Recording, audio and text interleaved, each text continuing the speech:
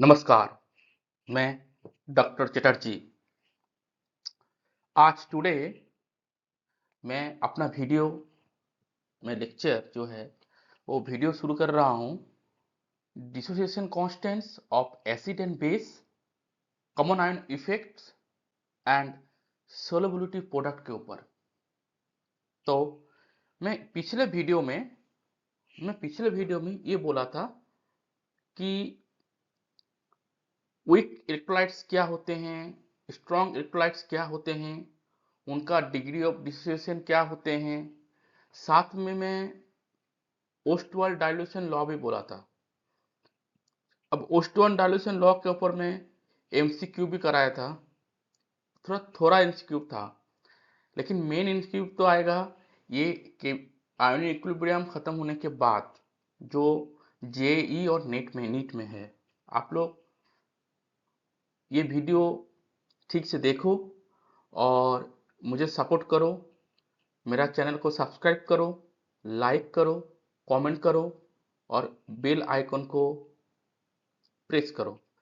तो इससे पहले मैं हम लोग बोल चुका हूं कि जो स्ट्रॉन्ग इलेक्ट्रोलाइट्स है और वीक इलेक्ट्रोलाइट्स है, अभी आ रहा है dissociation constant of acid and base. तो क्यों चाहिए डिसोसिएशन कांस्टेंट? इससे क्या मालूम चलता है? ये जस्ट रिवर्स है। रिवर्स मतलब जैसे कि डिग्री ऑफ आयोनाइजेशन को देखकर हमें ये पता कर रहे थे कि जो इलेक्ट्रोलाइट्स है वो स्ट्रांग होगा ना वीक होगा। सिमिलरली डिसोसिएशन कांस्टेंट से भी हम लोग को कुछ पता चलता है। क्या पता चलता है? ये डिसोसिएशन कांस्टेंट से भी हम लोग को पता चलता है जो एसिड है और जो बेस है वो वीक है ना स्ट्रांग है ना, और भी बहुत सारा जानकारी मिलता है इनसे इंफॉर्मेशन। तो चलो आइए हम लोग का फर्स्ट स्लाइड के बारे में हम लोग आपको बोलते हैं। तो फर्स्ट है dissociation constant of acid and base. First मैं ये आपसे डिस्क्राइब करूंगा कि ये जो एसिड और बेस है डिसोसिएशन कांस्टेंट का, उनका के ए जब वो एसिड के बारे में बोल रहा हूं और के बी ये बोल रहा हूं बेस के बारे में। फिर से बता रहा हूं, जो 11th के बच्चे हैं और जिसका हाफ क्लास हो चुका है, अभी जिनका बहुत सारा स्कूल में अभी थर्मोडायनेमिक्स खत्म हो चुके हैं, केमिकल इक्विलिब्रियम चालू हो चुके हैं, आयन इक्विलिब्रियम चालू हो चुके हैं, वो मेरा चैनल फॉलो कर सकते हैं। और जो 12th के बच्चे हैं वो भी ये अब मेरा क्लास ज्वाइन करके अपना रिवीजन कर सकते हैं। ओके, साथ में जो नीट जेई देंगे तो उनका लिए भी वो थोड़ा फास्ट चले जाओ मेरा क्लास को, और एमसीक्यू के लिए वेट करो। मैं एमसीक्यू भी डालने वाला हूँ इनका ऊपर। ओके, चलो ठीक है। तो अभी क्या है कि डिसोसिएशन कांस्टेंट के ए और K B, K A for acid, K B for base, tells how much it ionized. समझो मेरा बात क्या बोल रहा है। How much is ionized means that is how strong और वीक इट इज। कितना स्ट्रॉन्ग है और कितना वीक है। आप लोग देखो, जब मैं हेडिंग में बोला हूं एसिड में ए को स्मॉल में लिखा हूं और बी को थोड़ा कैपिटल लेटर में लिखा हूं, जो कि होना चाहिए एसिड ए कैपिटल लेटर और बी भी कैपिटल लेटर और दोनों स्मॉल लेटर में। इसीलिए लिखा हूं कि आप लोग को नजर में आए ये चीज। कभी कभी गलती लिखना पड़ता है, तो जो लोग व्यूअर हो वो भी उसको लगता है कि मैं सही बोल रहा हूं कि नहीं। देखो आप लोग अगर ये ध्यान में नहीं आया तो मैं ध्यान में दे दिया। यहाँ पर देखो एसिड है वो ए स्मॉल लेटर में लिखा हूं और बी बिग लेटर में लिखा हूं। तो ये आपको, आप अगर केयरफुली नहीं देख रहे हो तो केयरफुली देखो आप।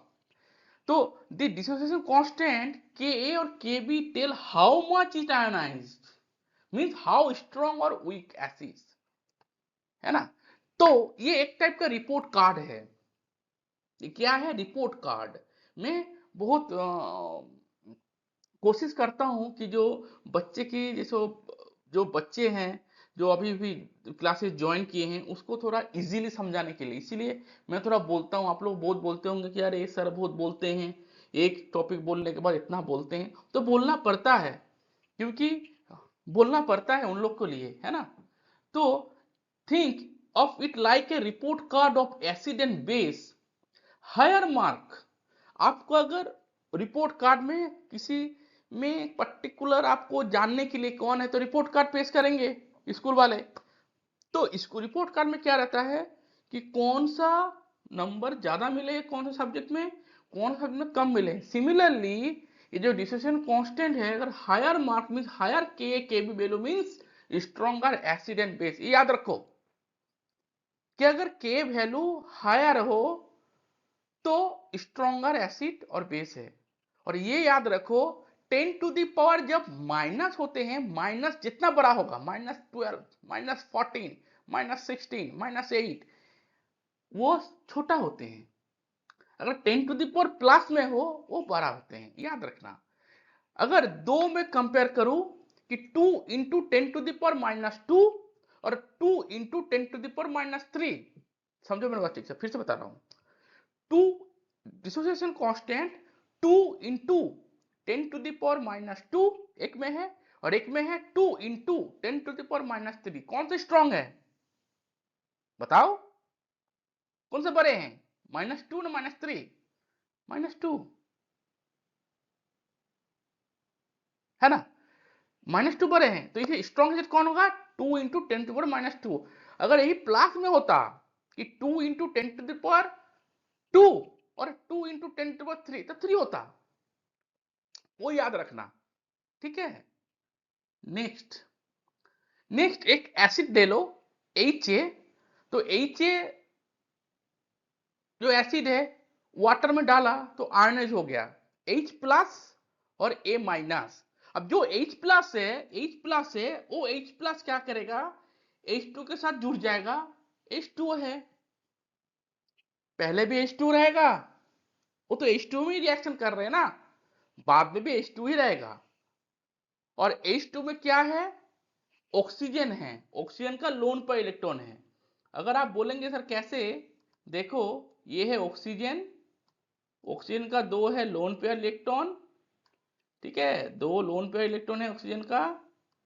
ये है हाइड्रोजन, ये है हाइड्रोजन, ठीक है। आप देखो ये जो HA है, HA, ये HA किस में डिसोसिएट होगा, HA डिसोसिएट होगा एक H प्लस में और एक है H माइनस में। अब ये H प्लस क्या करेगा, ये लोन पर क्या करेगा, ये H प्लस को बोलो आजा मेरे पास बेटा, क्या बोलेगा, बेटा तू मेरे पास आजा, ये पॉजिटिव है, ये है। तो इसमें एक कोऑर्डिनेशन बॉन्ड करके यहाँ पॉजिटिव आ जाएगा, तो फाइनली क्या बनेगा, H3O प्लस। ये समझ जाना, मैं कराऊंगा ऑर्गेनिक केमिस्ट्री में, ठीक है। ये है मेन मैकेनिज्म। तो हाइड्रोनियम आयन इसको बोलते हैं, हाइड्रोनियम आयन, इसको क्या बोलते हैं हम लोग, हाइड्रोनियम आयन। अब ये जो ये हाइड्रोनियम आयन है, हाइड्रोनियम आयन है, ये हाइड्रोनियम आयन आपका रहेगा ऊपर में, क्योंकि हम लोग को पता है प्रोडक्ट का कॉन्सेंट्रेशन बाय रिएक्टेंट का कॉन्सेंट्रेशन, यही है के है, ठीक है। हाइड्रोनियम का कॉन्सेंट्रेशन हम लोग थर्ड ब्रैकेट से करते हैं, और जो एनायन है, जो मतलब ये है HA के एनायन ग्रुप A नेगेटिव ऊपर रहेंगे और HA का कॉन्सेंट्रेशन नीचे रहेंगे। चलिए नेक्स्ट स्लाइड, फिर कुछ एग्जांपल ले लेता हूं। जैसे कि स्ट्रॉन्ग एसिड है HCl fully ionize, K value very very large, infinitive भी हो सकते हैं, बोला K value is very large, infinitive भी हो सकते हैं, ठीक है। वीक एसिड, एसिटिक एसिड, इसे weak acid partially ionized, partially ionized, K कितना है 1.5 into 10 to the power -5, 1.5 into 10 to the power -5। Strong base fully ionized, K B very large. Similarly weak base ammonia, ammonia क्या है, weak base है, वो partially ionised होते हैं, के B कोई वैल्यू 1.8 10 टू द पावर -5। तो आपको एक एग्जांपल दे दिए कि स्ट्रॉन्ग इलेक्ट्रोलाइट्स का एग्जांपल क्या है, मतलब सॉरी स्ट्रॉन्ग एसिड का क्या है, वीक एसिड का क्या है, स्ट्रॉन्ग बेस का क्या है, वीक बेस का क्या है। और याद रखना, अगर जो बहुत बड़ा है के वैल्यू तो वो वेरी स्ट्रॉन्ग होगा, एसिड और बेस। और 10 टू द पावर माइनस पे ख्याल रखना, अगर 10 टू द पावर माइनस छोटा है और कोई अगर दूसरा कोई 10 टू द पावर माइनस बड़ा है, माइनस बहुत बड़ा है, तो माइनस छोटा वाला बड़ा होगा, वो याद रखना। माइनस में वो अगर पॉजिटिव होते हैं तो 10 टू द पावर जितना बड़ा होगा वो नंबर 5 6 7 और 2 है इधर, तो 5 6 7 बड़ा होंगे, ये याद रखना। मैं बार बार बोल रहा हूं आपको कि आपको सब आते हैं, लेकिन छोटा छोटा चीज जो है आपको रिकॉल करना है, आपको छोटा छोटा चीज रिकॉल करना है। आपको सब कुछ आते हैं, बार बार बता रहा हूं, आपको समझ में आ रहा है, सब कुछ आ रहा है, लिखो लिखो, देखो मत, सुनो मत, अब लिखो, देखते देखते लिखो। अगर मेरा कोई कोई भी मेरा क्लासेस ज्वाइन कर रहा है, कोई भी 1% हो, 009% हो, 001% हो, कोई मेरा क्लास ज्वाइन कर रहा है, तो अगर उसको इंटरेस्ट है तो लिखो, पॉज करके वीडियो, उसी टाइप का मैं बनाया हूं। आप लिखोगे तो क्लियर होगा, क्योंकि लिखने का टाइम माइंड और जो आंख और जो दिमाग है वो काम करते हैं। जब टाइप करते हो ना वो चीज दिमाग में बैठते हैं, लेकिन अगर आप देखोगे मूवी का जैसा, देखने के टाइम में इंटरेस्ट रहेगा, फिर चलो दूसरा वीडियो देखता हूँ, ये वीडियो सर का वीडियो में कुछ उतना अच्छा कुछ है नहीं है, उतना अट्रैक्टिव बनाया नहीं है, चलो और भी है, कुछ भी कोची का भी देखो, लेकिन आप लिखो, कोई प्रॉब्लम नहीं, आप लिखो, ठीक है।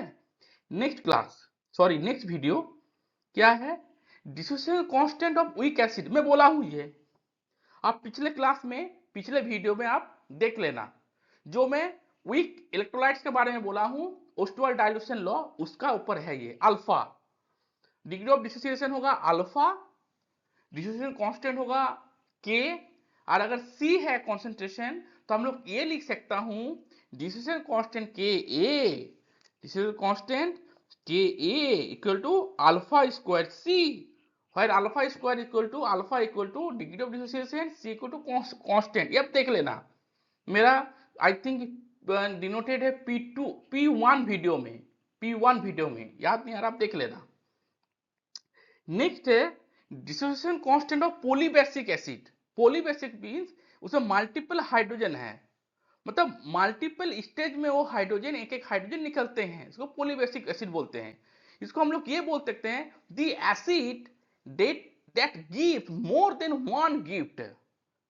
फिर से देखो, the acid that gives more than one gift.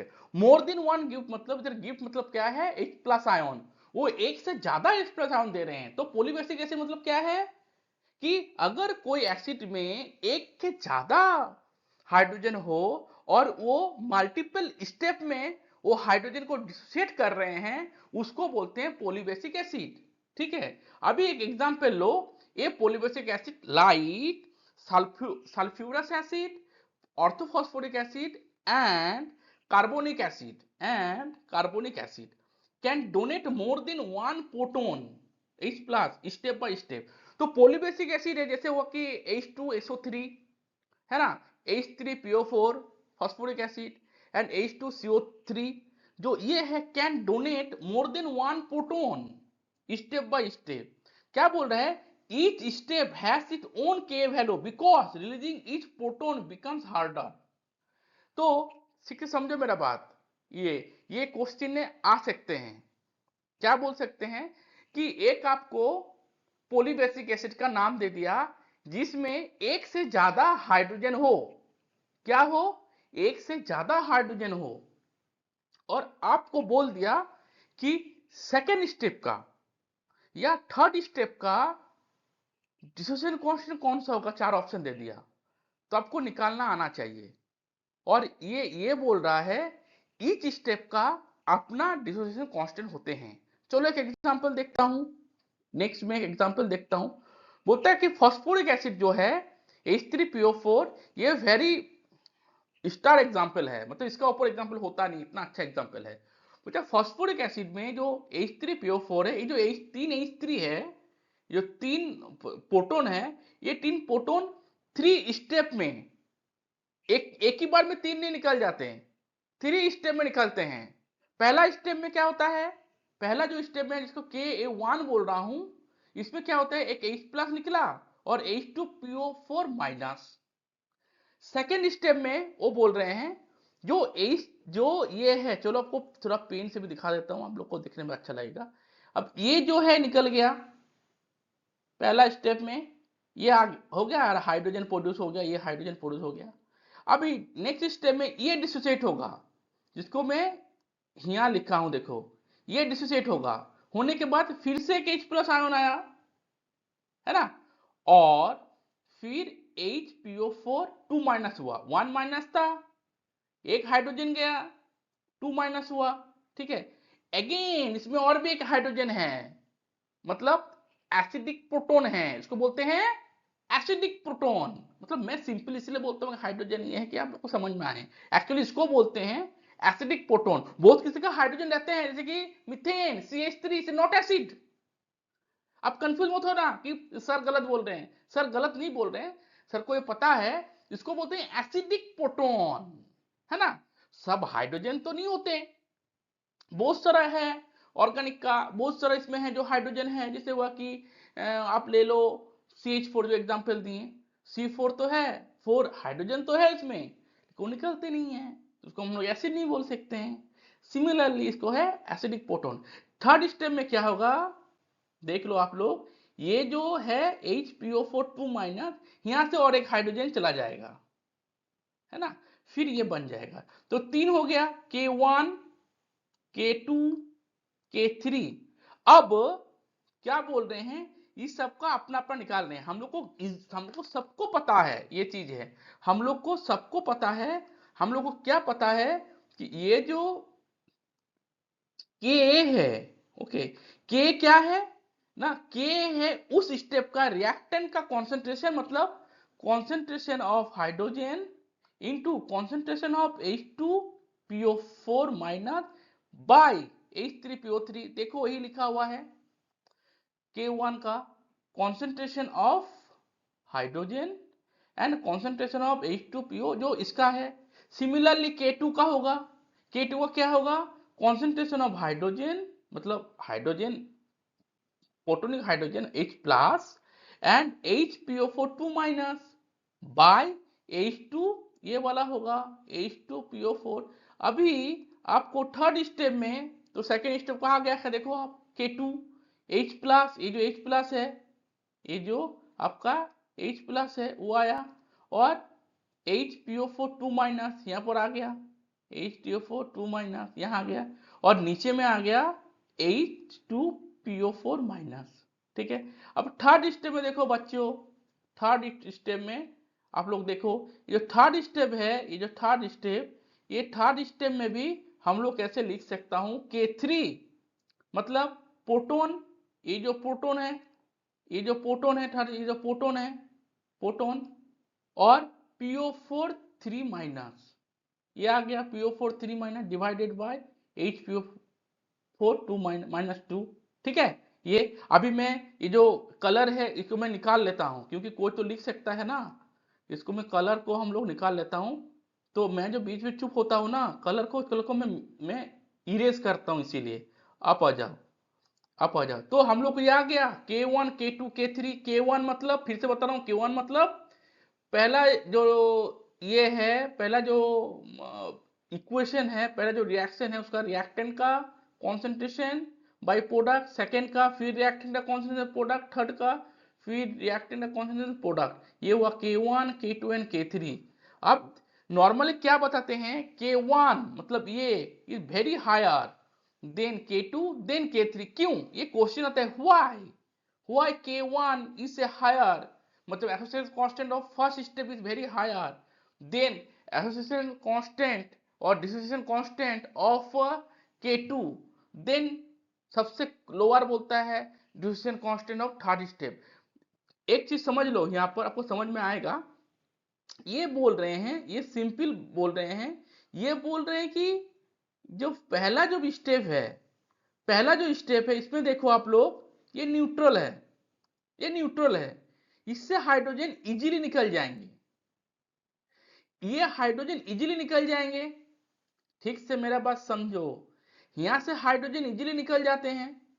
तो इसमें क्या होते हैं, जो जितना इजीली हाइड्रोजन देगा वो उतना अच्छा एसिड है ना, उतना अच्छा स्ट्रॉन्ग एसिड। आप समझ लो कि ये है H, ये है तुम्हारा H और ये है HA। ये मैं जब घोला पानी में दिया या किसी में भी मैं जब दिया पानी में दिया, तब मैं क्या देखा, ये दोनों इसको छोड़ नहीं रहा है। ये जो बंदा है ए है, इतना स्ट्रॉन्ग बॉन्ड करके रखा है, छोड़ नहीं रहा है। जब छोड़ेगा नहीं तो एसिडिक कैसे होगा? तो एसिड मतलब क्या बोलता हूं, एसिड है मतलब हाइड्रोजन आयन ज्यादा है उसमें। तो ये सिंपल बात है, जो बंदा ज्यादा एसिड देगा, ज्यादा डिसोसिएट होगा, वो स्ट्रॉन्ग एसिड होगा। वही तो बोलता है रिपोर्ट कार्ड में, डिसोसिएशन कांस्टेंट। डिसोसिएशन कांस्टेंट मतलब जो डिसोसिएशन कांस्टेंट बड़ा है मतलब स्ट्रॉन्ग एसिड है, मतलब वेरी हाईली डिसोसिएट। अब देखो ये जो H3PO4 है, न्यूट्रल है, हाइड्रोजन, इसमें हाइड्रोजन के साथ इंटरेक्शन बहुत कम है, इजीली हाइड्रोजन दे दिया H3PO4 और क्या बन गया, एक नेगेटिव चार्ज ऊपर में आ गया। अब देखो ये बंदे का ऊपर एक नेगेटिव चार्ज है, इसमें दो हाइड्रोजन है, इजीली हाइड्रोजन नहीं जाएगा क्योंकि हाइड्रोजन का साथ हाइड्रोजन पॉजिटिव होते हैं, पार्शियली पॉजिटिव होते हैं। ये हाइड्रोजन के साथ नेगेटिव का एक इंटरेक्शन रहेगा, स्ट्रॉन्ग स्ट्रॉन्ग इंटरेक्शन, तो जल्दी इजीली डिसोसिएट नहीं होगा। अब देखो इसीलिए बोल रहे हैं K1 बड़ा है K2 से, और फिर बोल रहे हैं क्या, ये K2 भी बड़ा है K3 से। क्यों? अब देखो K2 का जो जो ये है इक्वेशन है, इस इक्वेशन में 2 नेगेटिव है, HPO4 2 नेगेटिव। ये जो 2 नेगेटिव है इसका साथ का जो हाइड्रोजन है, इसका बहुत स्ट्रॉन्ग बॉन्ड रहेगा, स्ट्रॉन्ग इंटरेक्शन रहेगा। अरे बंदा भाई मत जाना, मैं नेगेटिव हूं, दो नेगेटिव बैठा हुआ है ऐसे एकदम, हाइड्रोजन को पूरा पकड़ के रखा है ऐसे एकदम, तो वो डिसोसिएट नहीं होगा, होगा बहुत हार्डली होगा। तो K3 छोटा है, तो सबसे बड़ा कौन है, फर्स्ट स्टेप का जो है K1 वो सबसे बड़े हैं, जो K1 है वो सबसे बड़े हैं, फिर K2 है, फिर K3 है। चलो फिर से इरेज करता हूं, आपको जो लिखना है तो प्रॉब्लम हो जाएगा। ठीक है, तो डेफिनेशन में क्या बोल सकता हूं, each time a proton leaves, the remaining species become more negatively charged and hold onto its remaining proton more tightly। समझ रहे हो ना क्या बोल रहे हैं, जब भी मैं प्रोटॉन छोड़ रहा हूं इस स्टेप में तो नेगेटिव चार्ज हो रहे हैं, more negative charge, and hold on to इस remaining proton more tightly so it get harder to remove the next H+। इसीलिए ना, ये एकदम याद रखना, जितना ज्यादा जाएगा, जितना ज्यादा डिसोसिएट होगा, जितना ज्यादा प्रोटॉन दे रहा है, उतना स्ट्रॉन्ग एसिड, याद रखना। ठीक है, जितना प्रोटॉन उतना ज्यादा के, उतना बड़ा के, बस ये याद रखो। चलो नेक्स्ट स्लाइड। अब बोले कॉमन आयन इफेक्ट, बहुत बहुत इंटरेस्टिंग है कॉमन आयन इफेक्ट, जो क्वेश्चन आते हैं कॉमन आयन इफेक्ट, और बहुत किसी का ना ये कॉमन आयन इफेक्ट में ना वो क्लियर नहीं होते हैं, बेस क्लियर नहीं होते हैं कॉमन आयन इफेक्ट का। वो कॉमन आयन इफेक्ट जो 11 के बच्चे हैं ना, आप पूछ लो आपका दोस्त से, मुझे बताना, क्लियर नहीं है उतना। कॉमन आयन का इफेक्ट मतलब हुआ ये सिंपल केमिस्ट्री में the crowd effect in chemistry, the crowd effect in chemistry मतलब हुआ, कॉमन आयन इफेक्ट मतलब हुआ, सिंपल मैं बता रहा हूं एक चीज, देखो आप एक एग्जांपल समझ लो, फिर मुझे मैं आता हूं। समझ लो मैं हूं, है ना, मैं हूं, मेरा एक जुड़वा भाई है, समझ लो मैं हूं और मेरा एक जुड़वा भाई है। ये समझने के लिए यही एग्जांपल मैं सोचा कि कौन सा दूं आप लोग को। अब मैं जो हूं, मैं एक नॉर्मल डांस क्लास से बिलोंग करता हूं, एक नॉर्मल देसी डांस क्लास में मैं डांस सीखा हूं, मैं हूं डांस सीखा हूं। लेकिन मेरा जो जुड़वा भाई है वो इंटरनेशनल और very high very strong dance class से बिलोंग करता है, वेरी स्ट्रॉन्ग डांस क्लास से बिलोंग करता है, समझो मेरा बात ठीक से। अब एक डांस कंपटीशन में मैंने चला गया, मुझे पता नहीं था कि मेरा भाई आएगा, समझो मेरा बात। और मैं बहुत बहुत वीक बहुत नॉर्मल डांस क्लास से बिलोंग करता हूं, मैं चेयर में बैठा हुआ हूं, है ना, मैं चेयर में बैठा हुआ हूं। अब मेरा नाम अनाउंस हुआ, मेरा नाम अनाउंस हुआ, मैं गए स्टेज में डांस करने के लिए। मैं बहुत नॉर्मल हूँ, मैं बहुत नॉर्मल हूँ, चेयर में बैठा हुआ हूँ। फिर से सुनो मेरा बात, डांस क्लास में, डांस जो कंपटीशन में मेरा नाम आया, मैं चला गया डांस करने के लिए। ड्रेस भी मैं ब्लैक टी शर्ट पहना हूँ, जो मेरा फेवरेट कलर है, ब्लैक टी शर्ट पहना हूँ, और मैं गया डांस करने के लिए। मैं बहुत, फिर से बताओ मेरा बैकग्राउंड क्या है, अब कंफ्यूज हो जाओगे। मैं जो हूँ विक डांस क्लास से बिलोंग करता हूँ, मैं डांस कर रहा हूँ अपने। अब मैं सीखा नहीं हूँ देसी डांस क्लास का, मैं कैसे डांस कर सकता हूँ, कर रहा हूँ डांस, ओके। अब क्या किया, मेरा भाई, जो मेरा जुड़वा भाई है, सेम टी शर्ट पहना है, मेरे साथ सेम दिखता है, जुड़वा बोल रहा हूं ना, आइडेंटिकल, वो कहीं से टपक गया। और वो बहुत स्ट्रॉन्ग डांस क्लास से बिलोंग करता है, इंटरनेशनल, वेरी स्ट्रॉन्ग, वहां से आया है वो, वहां से टपक गया। टपकने के बाद वो अपना ब्रेक डांस दिखा रहा है।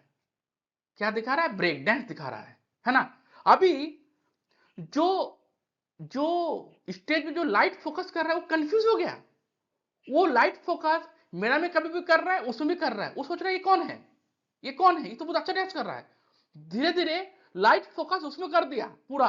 और मेरे को, मेरे शर्म के बारे में, फिर से मैं आके स्टेज से उतर के मैं चेयर में बैठ गया, है ना, और वो डांस करने लगा उसमें। लेकिन मैं जो वीक हूं, जो वीक डांस क्लास से बिलोंग करता हूं, वो क्या हुआ, वो फिर से मैं आगे अपना चेयर में बैठ गया। अब सुनो कहानी क्या है।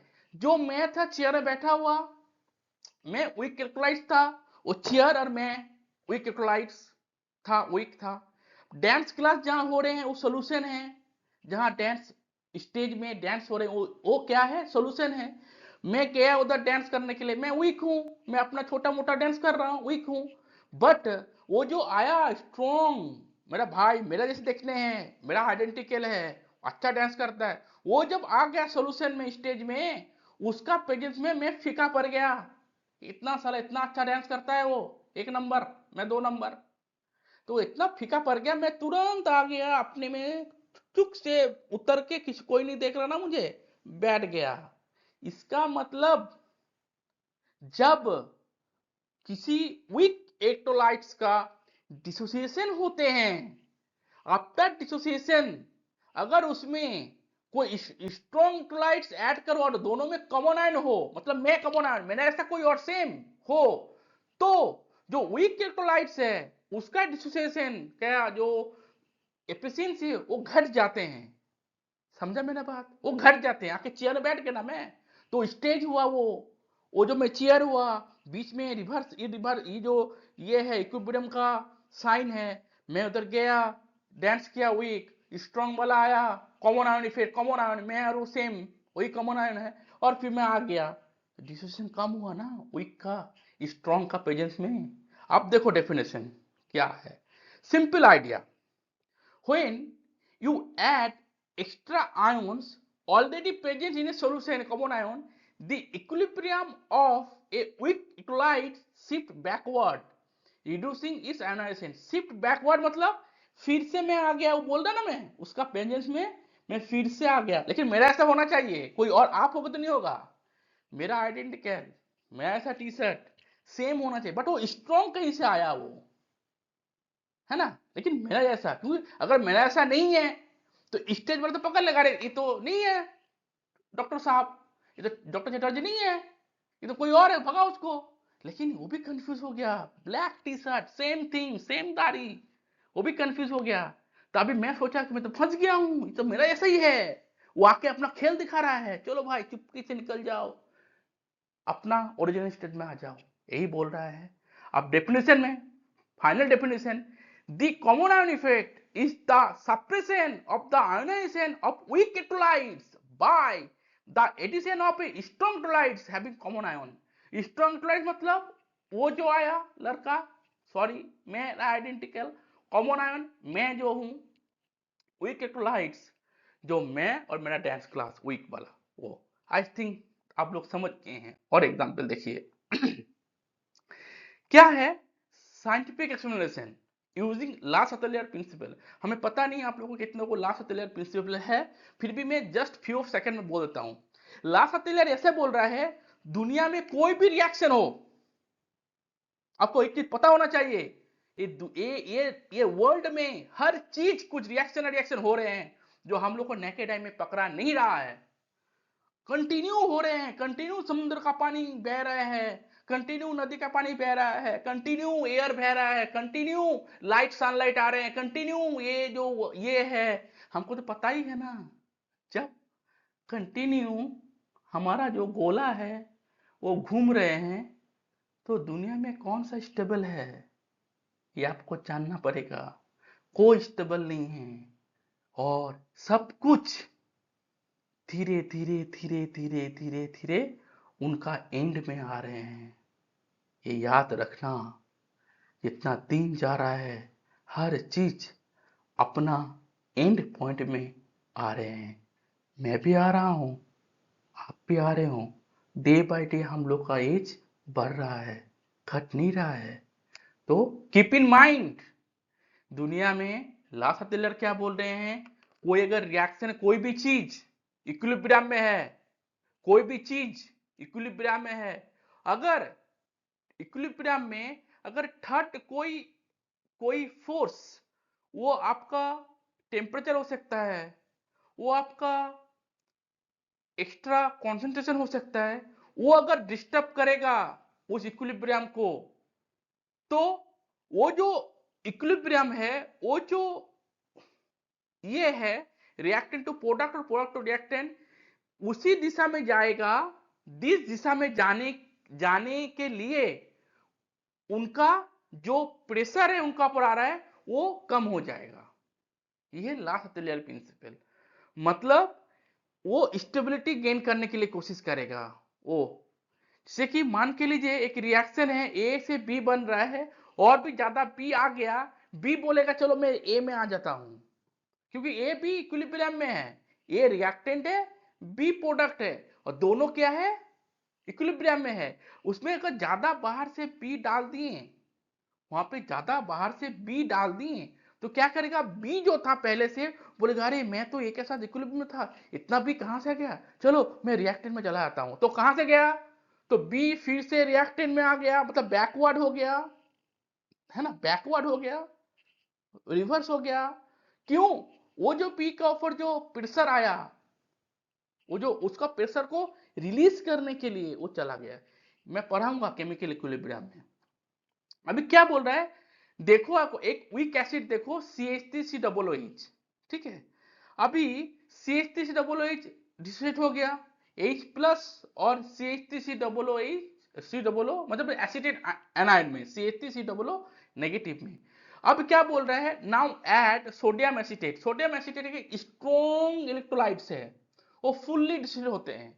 अभी वही देखो चल रहा है क्या ना, एक वीक इलेक्ट्रोलाइट्स है एसिटिक एसिड, डिसोसिएट हो गया H प्लस और CH3COOH डबल नेगेटिव में, उनको मैं ऐड कर दिए सोडियम एसिटेट CH3COO ने, ये स्ट्रॉन्ग इलेक्ट्रोलाइट्स क्या करेगा, तो ये जो सोडियम एसिटेट है वो आएगा सोडियम प्लस और CH3COO नेगेटिव माइनस में आएगा। अभी देखो दोनों में कॉमन आयन इफेक्ट है, दोनों में देखो अगर आप लोग देखेंगे, इसमें है भी है एसिटेट एनायन, इसमें भी है एसिटेट एनायन, यही एक कॉमन आयन है ना।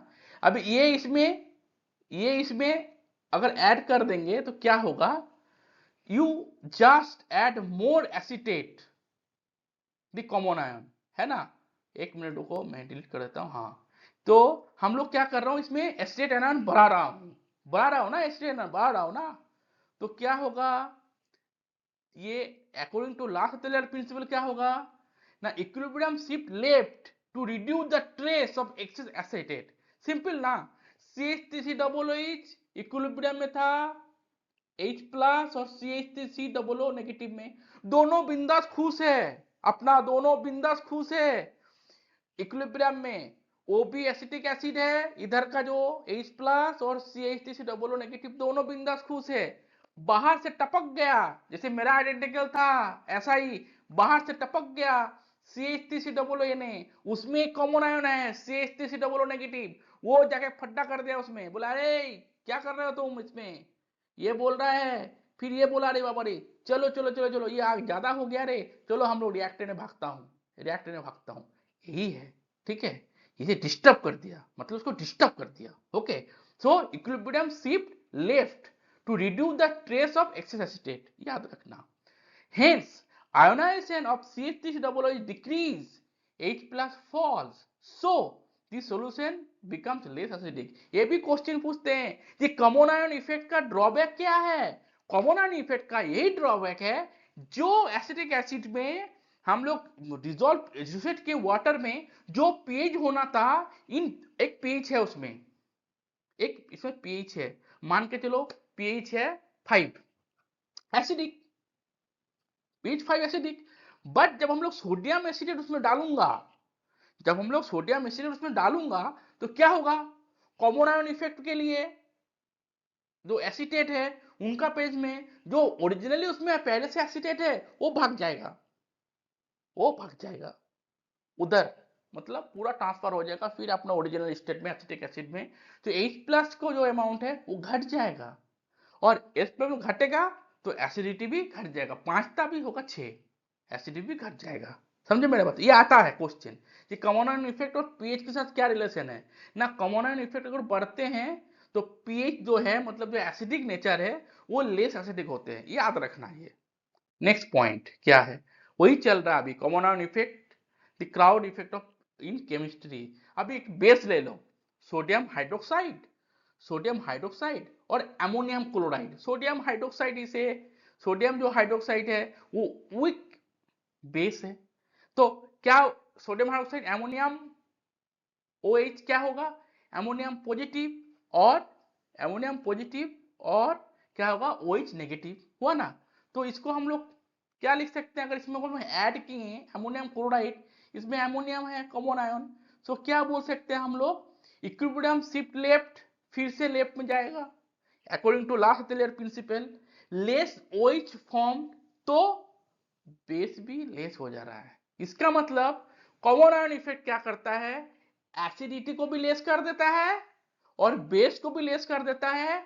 ये कंक्लूजन है इसका, इंटरप्रिटेशन कॉमन आयन इफेक्ट का। ठीक है, ये कॉमन आयन इफेक्ट इंटरप्रिटेशन है, ये कॉमन आयन इफेक्ट का। अरे ऐसा मत सोचो कि कॉमन आयन इफेक्ट का एप्लीकेशन नहीं है, कॉमन आयन इफेक्ट का बहुत बिग एप्लीकेशन है।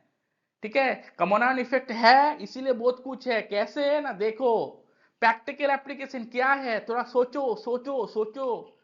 आप लोग तो प्रैक्टिकल करते हो ना 11 12 में, सोचो, पीएच सॉल्यूशन बनाते हो, बफर सॉल्यूशन बनाते हो, सोचो, ये है बफर सॉल्यूशन बनाने के लिए है। ठीक से समझो मेरा बात, कॉमन आयन इफेक्ट अगर है तो एसिडिटी लेस हो जाते हैं, और अगर बेस के लिए है तो बेसिक भी लेस हो जाते हैं। और ये एप्लीकेशन, प्रैक्टिकल एप्लीकेशन में ये काम करते हैं कॉमन आयन, कैसे ना, बफर सॉल्यूशन बनाने के लिए। अब देखो क्या है, जब हम लोग बफर सॉल्यूशन क्यों बनाते हैं, कोई बोल सकते हो, देखिए कोई रिसर्च, मैं जैसे रिसर्च करके आया हूँ 15 साल है ना, एकेडमी में था, तो हम लोग, मैं क्या करता था कि एक पीएच में रिएक्शन लगाता था, जैसे कि फॉस्फेट पीबीएस बफर है ना 7.4, या बोलते थे बेसिक बफर है ना, कभी कभी 8.2 का बेसिक बफर में भी यूज करते थे। क्यों ना, जो पीबीएस है न्यूट्रल बफर है 7.4, वो रिएक्शन में करने से क्या होगा, अगर सिस्टम में जैसे भी करके अगर प्रोटॉन जनरेट हो जाता है और बेस जनरेट हो जाता है, तो जितना भी जनरेट हो वो बफर चेंज नहीं करेगा, सिस्टम को अधिक एसिडिक नहीं कर देगा या अधिक बेसिक नहीं कर देगा, वही इसका खासियत है बफर का, है ना। तो हम लोग रिएक्शन उसमें करता हूं, तो ये क्या बोल रहा है, ये buffer rely on common ion effect बोल रहा है। समझ लो आप एक बफर बना रहे हो, एसिटिक एसिड और सोडियम एसिड से दोनों मिला के एक बफर बना लिया पीएच 7.4, तो कीप पीएच स्टेडी, पीएच को कांस्टेंट रखने के लिए ये काम आता है, मतलब बफर सॉल्यूशन पीएच को कांस्टेंट रखने के लिए। ठीक है, इस अगर स्मॉल एसिड और बेस अगर मैं ऐड करता हूं फिर भी वो स्टेडी रहेगा। फिर से समझो ठीक से, ये बहुत अच्छा पॉइंट है कि ये जो आपका कॉमन आयन इफेक्ट है, ये नॉर्मल प्रैक्टिकल लाइफ में, केमिस्ट्री के लाइफ में काम आते हैं। किस पे काम आते हैं ना, बफर सॉल्यूशन बनाने में। अब बफर सॉल्यूशन बनते हैं एक एसिटिक एसिड और सोडियम एसिटेट, मतलब एक स्ट्रॉन्ग एसिड के साथ, स्ट्रॉन्ग जो एसिड है, सॉरी स्ट्रॉन्ग जो इलेक्ट्रोलाइट्स है सोडियम एसिटेट, और एक वीक ये है एसिड है एसिटिक एसिड, दोनों मिला लिया। दोनों मिलाने के बाद उसमें कॉमन आयन चला आया इफेक्ट। कॉमन आयन आने के बाद ये टोटल सिस्टम एक बैलेंस में आ गया। कैसे बैलेंस में आ गया, उसका जो पीएच है ना, उसका जो पीएच है वो एक रेंज में रहेगा, स्टेडी रहेगा रेंज में। और उसमें कुछ आप तो रिएक्शन लगा रहे हो ना, उसमें पीएच क्यों यूज करता हूँ, रिएक्शन लगाने के लिए ना। अब रिएक्शन में तो कुछ भी हो सकता है ना, रिएक्शन रिएक्शन में सपोज एसिड जनरेट हो रहा है, कोई रिएक्शन में बेस जनरेट हो रहा है ना। अगर आप नॉर्मल डिस्टिल वाटर में लगाओगे, बफर में नहीं लगाओगे, तो क्या प्रॉब्लम आ सकता है, प्रॉब्लम ये आ सकता है रिएक्शन फेल हो गया, रिएक्शन स्टेबल है ही नहीं, जो मैं रिएजेंट यूज कर रहा हूं वो स्टेबल है ही नहीं एसिडिक में, और वो स्टेबल है ही नहीं बेसिक में, ज्यादा बेसिक में या ज्यादा एसिडिक में। तो बफर सॉल्यूशन यूज कर रहा हूं, तो बफर क्या करेगा, वो रिएक्शन में जितना भी एसिड प्रोड्यूस हो या जितना भी बेस प्रोड्यूस हो, वो सॉल्यूशन में पीएच को पकड़ के रखेगा उस रेंज के लिए। क्यों, वो जो काम कर रहे हैं ना, वो जो एसीटेट डाला एनायन, सोडियम एसीटेट डाला उसमें, जो एसिटिक एनायन है, और एसिटिक एसिड का जो एसिटिक एनायन जो कॉमन आयन इफेक्ट है, इधर आएगा इधर जाएगा, इधर आएगा इधर जाएगा, मतलब रोलिंग करेगा धीरे धीरे धीरे धीरे, एक इक्विलिब्रियम में आएगा वो, ठीक है, सिस्टम को। मतलब इन प्रेजेंस ऑफ एसिड और बेस, एक्सटर्नल एसिड और बेस के प्रेजेंस में कुछ इफेक्ट नहीं पड़ेगा। बस मैं सोच रहा हूं आप लोग को क्लियर हो चुका है कॉमन आयन इफेक्ट, है ना। फिर से बता रहा हूँ, रिकॉल कर रहा हूँ, वेरी सिंपल है। कोई कोई वीक एसिड हो या वीक बेस हो या वीक इलेक्ट्रोलाइट्स हो, जब वो डिसोसिएट होते हैं, डिसोसिएट होने के बाद उसमें अगर स्ट्रॉन्ग इलेक्ट्रोलाइट्स डालते हैं और दोनों में अगर सेम कॉमन आयन हो, तो वीक इलेक्ट्रोलाइट्स फिर से रिवर्स होकर अपना ओरिजिनल स्टेट में आ जाएंगे, मतलब डिसोसिएशन जो है वो डिक्रीज हो जाता है। बस याद रखो ये चीज। नेक्स्ट पॉइंट है solubility product, very important point. मैं नेक्स्ट क्लास में इनको पूरा वास्ट पढ़ाऊंगा, और इनका ऊपर, अरे इनका ऊपर बहुत क्वेश्चन पूछते हैं, मेनली जेईई एडवांस और नीट में बहुत क्वेश्चन पूछते हैं। तो सोलबिलिटी प्रोडक्ट क्या है, it is a story of balance between solid and solution. अब देखो एक चीज आपको बता रहा हूं, आपको इंटरेस्ट आएगा इस क्लास में।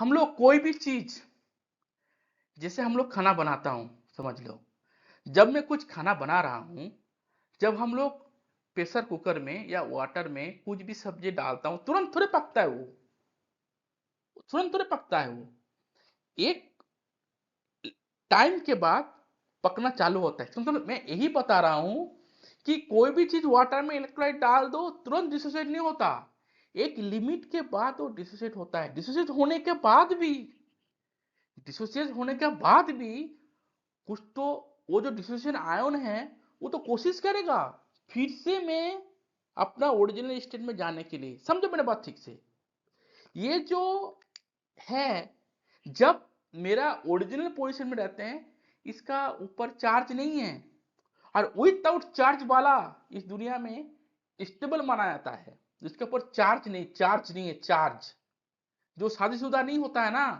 उसका टेंशन नहीं होता, ठीक है। अब जो मैरिड होते हैं ना, उनका थोड़ा टेंशन होता है। ये शादीशुदा जो नहीं है वो बिना चार्ज वाला, जो शादीशुदा होता है ना वो चार्ज वाला, एनी टाइम एक टेंशन में रहता है। सिमिलरली अगर मेरा एक इलेक्ट्रोलाइट से नॉर्मल डिसोसिएट नहीं हुआ है, वो स्टेबल है, लेकिन वो अगर डिसोसिएट हो गया ना प्लस और माइनस में, वो प्लस माइनस जो है वो अनस्टेबल फील करेगा, वो अनस्टेबल फील करेगा ना, प्लस या माइनस है ना, घूमेगा वो, घूमेगा, दिखेगा कि मैं कैसे अपने आप को न्यूट्रल करूं, प्लस प्लस सोचेगा कि मैं कैसे माइनस के पास जाऊं।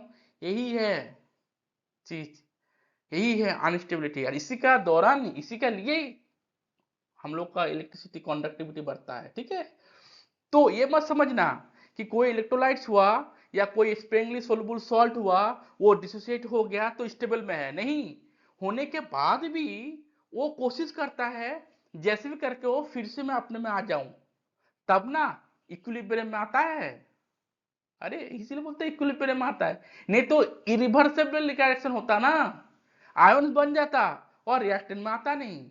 लेकिन क्या बोल रहा है, नहीं, उसको डिसोसिएट तो हो जाता है, फिर वो आने की कोशिश करता है। ये ऐसा ही हुआ, जो बच्चे माँ बाप से झगड़ा करके चला तो जाते हैं बाहर, फिर जाने के बाद सोचते हैं अरे इस माँ को ऐसा बोल दिया रे, मन मन में किसी को बोलता नहीं, नहीं बोलता तो अच्छा होता रे, पिताजी को नहीं बोलता तो अच्छा होता, चुप, अरे फोन भी नहीं कर पाता वो, ईगो में लगता है कि सॉरी, सॉरी बोल देना, सॉरी बोल देना। ये कहानी यही है, झगड़ा करके सारा निकल जाते हैं बाहर बच्चे, फिर जाके अफसोस करते हैं एक दिन दो दिन के बाद, या तुरंत अरे फालतू बोल दिए। यही है, जो एसिटिक एसिड है ना, वो डिसोसिएट हो गया H प्लस और CH3 डबल ओ नेगेटिव में, झगड़ा करके चला गया, लेकिन फिर से वो आ गया, दोनों में इक्विलिब्रियम हो गया। तो अभी देखो सोलिबिलिटी प्रोडक्ट किसको बोलते हैं, ये है एक कहानी, किसका बीच में ना, balance between solid and solution.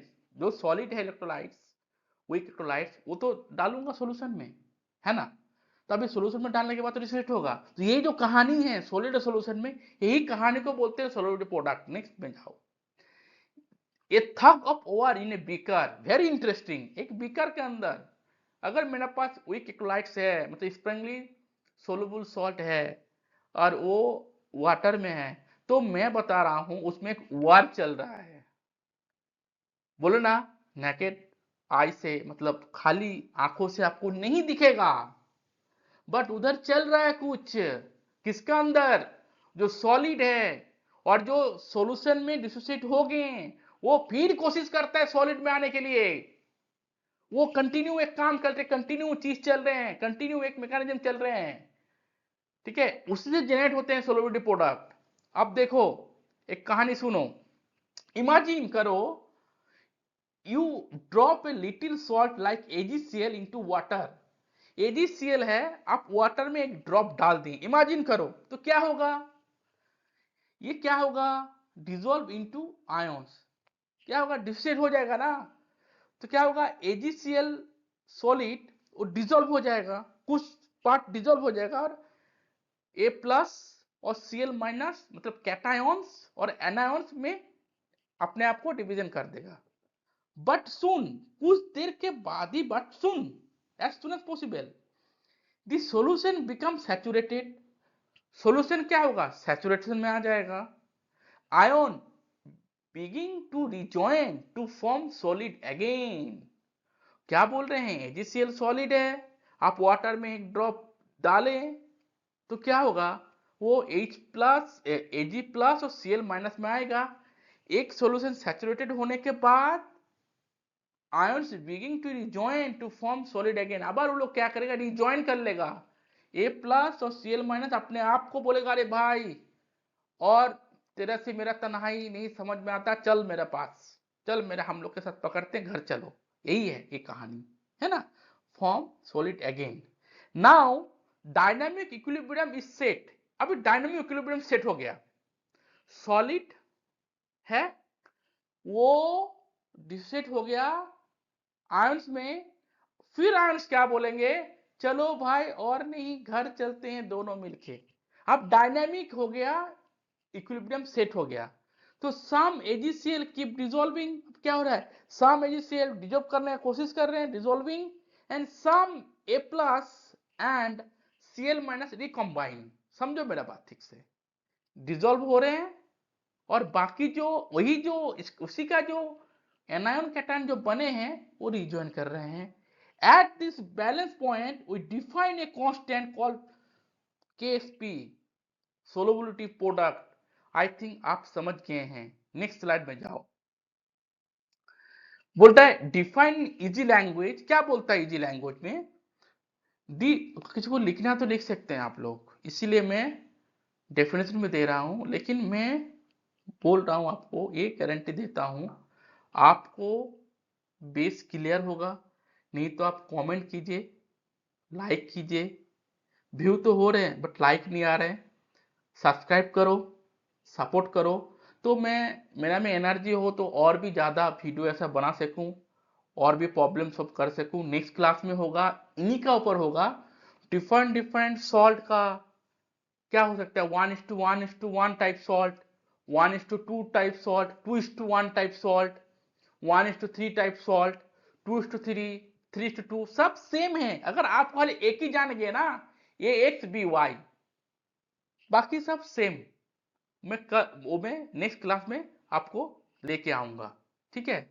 अब क्या डेफिनेशन क्या है, the solubility product Ksp is the equilibrium constant for the dissolution of A sparingly soluble salt in water. मतलब तो sparingly soluble salt in water उतना अच्छा से घुलता नहीं है, बट जस्ट जैसे घुलने का क्षमता थोड़ा थोड़ा है, वो जो सॉल्ट होते हैं उस टाइप का सॉल्ट का जो आप वाटर में देते हैं, तब जो इक्विलिब्रियम कांस्टेंट होते हैं, मतलब प्रोड्यूस होते हैं इक्विलिब्रियम कांस्टेंट, उसी को बोलते हैं सोलबिलिटी प्रोडक्ट। तो जनरल एक्सप्रेशन क्या है सोलबिलिटी प्रोडक्ट का, मान के लीजिए ए एक्स बी वाई सॉलिड है, तो वो एनान में भाग ये डिसोसिएट हो जाएंगे, x a y plus and y b x minus. अब ये बहुत किसी का है, कंफ्यूज होता है ये कैसे होगा। दिस इज वेरी इजी, मैं आपको बोल रहा हूं, ये जो एक्स है ए एक्स बी वाई, कुछ नहीं, आप पहले ए एक्स बी वाई है ना सॉलिड, आप पहले लिख दो नॉर्मली ए प्लस बी, और आप कुछ मत लिखो, ऐसे लिख दो।